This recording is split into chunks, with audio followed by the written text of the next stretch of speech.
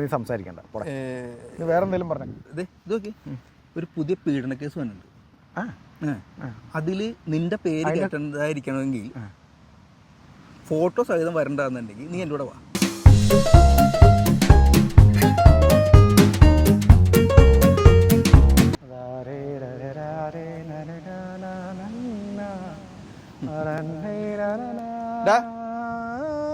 നോക്കി എന്താണ് തല്ലുള്ളി ഒക്കെ അങ്ങനെ സ്വാഭാവികമായിട്ട് മാധ്യമപ്രവർത്തനമല്ലടാ, അതൊക്കെ അങ്ങനെ നടക്കും. മാധ്യമപ്രവർത്തനം എടാ ഈ തമ്മി കുത്തും കൂട്ടത്തിൽ പാരവെപ്പുള്ളത് നിങ്ങളുടെ ആൾക്കാരുടെ ഇടയിലും പോലീസുകാരുടെ ഇടയിലും.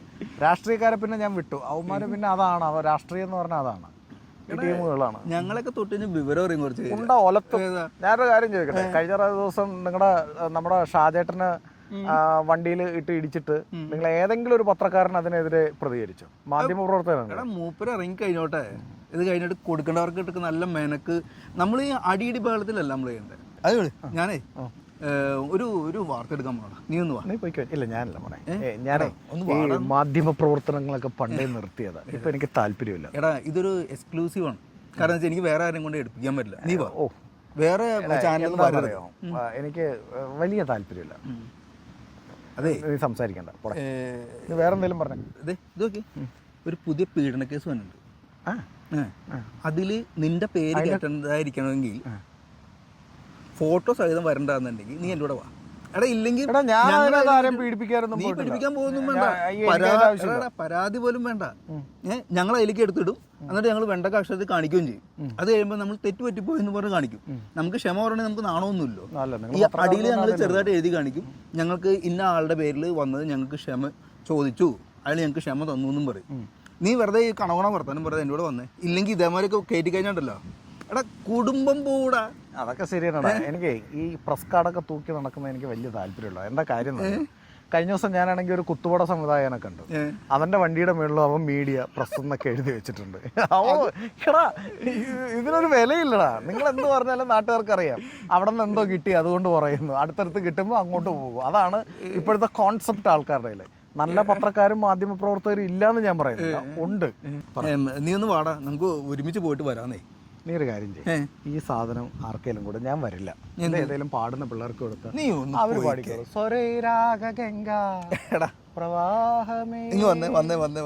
ഒന്ന് വായിങ്ങോട്ട്, എനിക്ക് വയ്യടാ. എടാ വാടാ ഒന്ന് പറയട്ടാ. നീ കാര്യം ബാബാ. എടാ ഞാനേ എക്സ്ക്ലൂസീവ് എന്ന് പറഞ്ഞ എന്താന്നറിയാം, കുറച്ച് പട്ടാൾക്കാരുടെ കണ്ണുനീര് വീണതായിരിക്കണം, മനസ്സിലായോ? കേന്ദ്രത്തിന് പ്രശ്നമൊന്നുമില്ല, ആർക്കും ബുദ്ധിമുട്ടുകളൊന്നുമില്ല. സാധാരണ ഇവർക്കൊക്കെ പ്രശ്നം വരുമ്പോഴാണല്ലോ ഈ പട്ടാളക്കാർ മെയിൻ വാർത്തയിൽ വരുന്നത്. പെട്ടെന്ന് എന്താ നിനക്കൊരു ദേശസ്നേഹം? ഈ ദേശസ്നേഹം ഉണ്ടാവണം എപ്പോഴാന്ന് നിനക്കറിയോ? ഇല്ല ഇല്ല. നീ എവിടെ കണ്ടേക്കണത്, എവിടെയെങ്കിലും കണ്ടിട്ടുണ്ടോ? ഞാനൊക്കെ ജനിച്ചപ്പോ തൊട്ട് ദേശസ്നേഹിയാണ്. ഉണ്ടാണ്. എടാ ഒന്ന് രണ്ട് കാര്യത്തിൽ മാത്രമേ ദേശസ്നേഹം വരുള്ളൂ. ഒന്ന് ഇന്ത്യ പാക് യുദ്ധം നടക്കുമ്പോ, പിന്നെ ക്രിക്കറ്റ് കളി നടക്കുമ്പോ. ഈ ഇന്ത്യ പാക് യുദ്ധമൊക്കെ നടക്കുമ്പോ ഉണ്ടല്ലോ, മിക്ക ആൾക്കാരും മിലിറ്ററി ഡ്രസ്സൊക്കെ ഇട്ട് വന്നിട്ട് ഐ ലവ് ആർമി എന്നൊക്കെ പറഞ്ഞ് എഴുതിക്കും. ഇതൊക്കെ കഴിഞ്ഞു കഴിഞ്ഞാൽ ഈ മിലിറ്ററിക്കാര് ഈ പട്ടാളക്കാരുടെ അവസ്ഥ ആർക്കെങ്കിലും അറിയോ? ഇവരുടെ അവസ്ഥ എന്താ നടക്കണമെന്ന് എനിക്ക് അറിഞ്ഞിട്ടുണ്ട്. നമ്മളറിയേണ്ട കാര്യമില്ല. അതാണ് നിന്റെയൊക്കെ കുഴപ്പം, മനസ്സിലായ? ഇതൊക്കെ അറിയണം. അവരുടെ ഒരു കണ്ണീര് വേണ്ടിയാണ് നിന്നെ ഞാൻ വിളിച്ചത്. എടാ പട്ടാളക്കാരുടെ കാര്യമല്ലേ, നീ പോയോടോ ഒറ്റ അടിയാൻ പറ്റിയത്.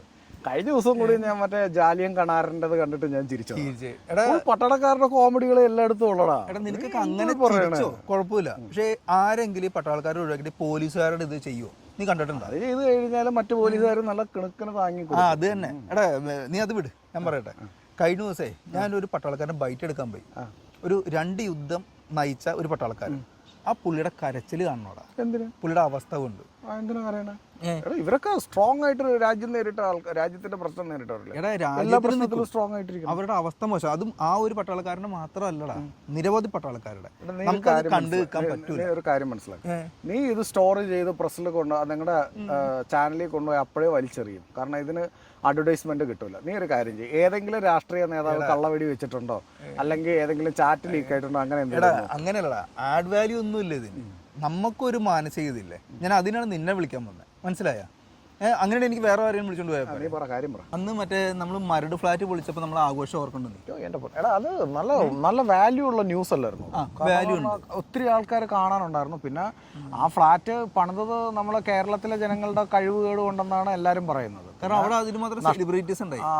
അതാണ്, നഷ്ടപരിഹാരം കൊടുക്കുന്നു, പല കാര്യങ്ങൾ ചെയ്യുന്നു. അതൊക്കെ വെച്ച് നോക്കുമ്പോഴത്തേക്കും അതിന് മോണിറ്ററി വാല്യൂ ഉണ്ടായിരുന്നു, ആഡ് വാല്യൂ ഉണ്ടായിരുന്നു. എടാ അതുപോലെ തന്നെ ഒരു ഫ്ലാറ്റ് ആണ് ഇപ്പൊ പൊളിക്കാൻ പോണത്. അതിന് ബലമില്ല എന്നും പറഞ്ഞുകൊണ്ട് ഈ പൊളിച്ചുകൊണ്ടിരിക്കുന്നു. അത് ശരി. അത് ഒരു സാധാ പട്ടാളക്കാരുടെ ഫ്ലാറ്റ്. അതാണ് ആരും അതിനെ മൈൻഡ് ചെയ്യാത്തത്. കാരണം എന്ന് പറഞ്ഞു കഴിഞ്ഞാൽ അതിനെ നോക്കിയാൽ അവർക്ക് അഡ്വർടൈസ്മെന്റ് വാല്യൂ ഇല്ലല്ലോ. ഇല്ല, അതുകൊണ്ട് തന്നെയാണ് ഈ പ്രശ്നം. അതുകൊണ്ടാണ് ഞാൻ നിന്റെ അടുത്ത് ഞാൻ പറഞ്ഞത്, എടാ നമുക്കൊന്ന് പോയി ചെയ്യാം. കാരണം ഒരു മാധ്യമപ്രവർത്തകരെ പിടിക്കൂല, കാരണം അവർക്ക് അതിനോട് ആവശ്യമില്ല, കാരണം കിട്ടപ്പോരില്ല. ശരിയാണ്, കാരണം അത് പണിത കമ്പനിയുടെ കയ്യിൽ നിന്ന് ഇവർക്കൊന്നും കിട്ടൂല. ചോദിച്ചു തന്ന കുണ്ടിയിൽ ഗുണ്ടർക്ക മമ. ഈ പട്ടാളക്കാർക്ക് വേറെ പ്രശ്നം കൂടി ഉണ്ട്, അവർക്ക് പോയിട്ട് പ്രതിഷേധിക്കാനും പറ്റൂലാത്ത. അത് ശരിയാണ് കേട്ടാ. ഡിഫൻസിന്റെ ഫ്ലാറ്റാണ്. ഒരു കാര്യം മനസ്സിലാക്കുക, ഇന്ത്യയിൽ ധീരജവാന്റെ ശവപ്പെട്ടിയിൽ കൈയിട്ട് വാരി തിന്ന രാഷ്ട്രീയക്കാരുള്ള നാടല്ലേ. അപ്പൊ പിന്നെ വലുതൊന്നും പ്രതീക്ഷിക്കണ്ട, എങ്കിലും നമുക്ക് നോക്കാടാ, നമുക്ക് ചെയ്യാം. എടാ നമുക്ക് മാധ്യമ പ്രവർത്തനം നമുക്ക് നല്ലതുപോലെ ചെയ്തു വെക്കണം. എടാ നിന്നെ കുറിച്ച് എനിക്ക് അഭിമാനമൊക്കെ തോന്നുന്നുണ്ട്. എനിക്ക് ഈ മാധ്യമ പ്രവർത്തനം എങ്ങനെ ഉണ്ടായെന്നറിയോ? എടാ ഞാൻ പഠിച്ചിട്ടാണ് ഉണ്ടാക്കിയത്. അതാണ് ഒരു കാര്യം മനസ്സിലാക്കുക. പണ്ട് ഇത് പരദൂഷണമായിരുന്നു, നാട്ടുകാർ അങ്ങോട്ടും ഇങ്ങോട്ടും പറഞ്ഞായിരുന്നു വാർത്തകൾ പോയിക്കൊണ്ടിരുന്നത്. പിന്നെ ഈ പരദൂഷണം എന്ന് പറയുന്നത് നിങ്ങളൊരു കോളേജിൽ പോയിട്ട് മീഡിയയിൽ പഠിച്ച് ഇതെടുത്ത് ഔദ്യോഗിക പരദൂഷണക്കാരനായി. കാരണം ടി വി കയറി അടിസ്ഥാനം ഇല്ലെങ്കിലും നിങ്ങൾ തള്ളും. നിങ്ങൾ തള്ളുന്ന തള്ളെന്ന് പറഞ്ഞു കഴിഞ്ഞാൽ ഒടുക്കത്തെ തള്ള. കാരണം എന്ന് പറഞ്ഞു കഴിഞ്ഞാൽ മറ്റേ നോട്ട് നിരോധനം വന്നപ്പോൾ ഒരു തള്ളിയത് കണ്ടില്ലേ? എത്ര അടി താഴ്ചയെ കുഴിച്ചിട്ടാലും GPS വഴി കണ്ടുപിടിക്കും. ബോഡിയിൽ നിന്നുള്ള ഹീറ്റ് വെച്ചാണ് അതിൻ്റെ ഇത് ചാർജ് ആവുന്നത്. മറ്റേ ഡിസ്പ്ലേ ഇത് എന്ത് ഡിസ്പ്ലേ ആയിരുന്നു? 4K display. ഇത്തരം മണ്ടന്മാരുള്ള ഇത് മാധ്യമപ്രവർത്തകരല്ലേ. ഇപ്പോൾ പണ്ടെന്ന് പറഞ്ഞു കഴിഞ്ഞാൽ നമ്മൾ എന്ത് ചെയ്യുന്നത്? നമ്മൾ പറയടാ അവനോട് അടുക്കണ്ടേ, പരദൂഷണമാണ് കേട്ടാന്ന് പറയും. ഇന്നങ്ങനെയല്ല. ഇന്ന് ഈ മൈക്ക് പിടിച്ച് പരദൂഷണം പറയുന്നവരെ കണ്ടോ, എടാ എൻ്റെ ചങ്ങാതി ചാനലിലാണ്. അതെ നോക്കടാ, കൂടുതൽ വർത്തമാനം പറയണ്ട, മറ്റേതിന് വരുത്തുണ്ടെന്ന് എനിക്ക് മോൻ വായൻ്റെ കൂടെ മനസ്സിലായ. നമുക്ക് നോക്കടാ, നോക്കാം. എടാ ഇതൊരു സാധാരണ പാവങ്ങളുടെ ഇടാ. ഇല്ലടാ നമുക്ക് ചെയ്യാം കേട്ടോ, ചെയ്യാം തീർച്ചയായും. കാരണം എന്ന് പറഞ്ഞാൽ എനിക്ക് നല്ല വാർത്തകൾ ചെയ്യുന്ന നല്ലവരായ മാധ്യമപ്രവർത്തകരുടെ അടുത്ത് എനിക്ക് ഭയങ്കര ഇഷ്ടമാണ്. ഭയങ്കര കാര്യമാണ്, മാധ്യമപ്രവർത്തനം ആവശ്യമാണ്. പക്ഷേ എന്ന് പറഞ്ഞാൽ ചില മാധ്യമപ്രവർത്തകരെ എനിക്ക് വെടിവെച്ച് കൊല്ലാനും തോന്നാറുണ്ട്. എടാ വനം നമുക്ക് ചെയ്യണം. അപ്പൊ നീ ഒന്ന് കുളിച്ച് ഫ്രഷ് ആയിട്ടൊക്കെ വാ, നമുക്ക് അതനുസരിച്ച് നമുക്ക് പ്ലാൻ ചെയ്യാം കേട്ടോ. ഇല്ലെങ്കിൽ മനസ്സിൽ വെച്ചേക്ക ഫോട്ടോ. മാമോയുടെ കുഴൽ എൻ്റെ കയ്യിലാണ്.